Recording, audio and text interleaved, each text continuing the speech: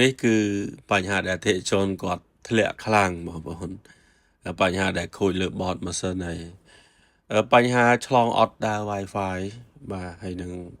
ឆេះរលត់ iPhone 15 Pro ធម្មតាអាចជួយបានតកតងនឹងការងារឡើង G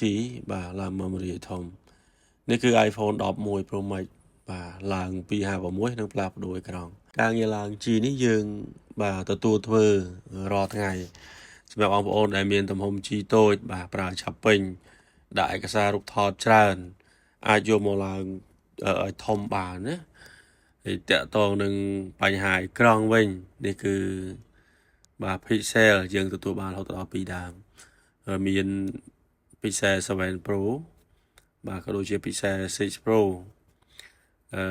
ពីរដើមនេះគឺបាទយើងផ្លាស់ប្ដូរជាមួយនឹងប្រភេទអេក្រង់ Copy OLED ទាំងពីរដើមតែម្ដងក៏បញ្ហាអេក្រង់ដែរនេះគឺ Samsung Note 20 Ultra បាទយើងមានជាប្រភេទអេក្រង់បាទ color ស្អាត Copy ជាប់តួនេះអតិថិជនមកផ្លាស់ប្ដូរម៉ាស៊ីន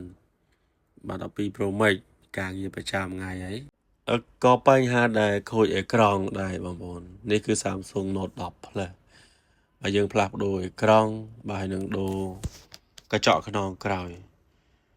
បាទបន្ទាប់នេះគឺ iPhone XS Max បាទក៏ដូចជា iPhone X បាទក៏ផ្លាស់ប្ដូរអេក្រង់ដែរ12 Pro Max បាទផ្លាស់ប្ដូរសម្បកស៊ីនបាទបន្ទាប់នេះគឺបាទការងារ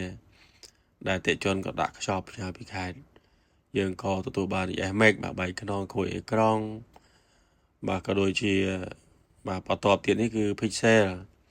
បាទអតិថិជនក៏ផ្ញើមកផ្លាស់ប្ដូរអេក្រង់បាទចង់ជាប់មាត់នេះគឺ iPhone 12 បាទឡើងដល់7 Pro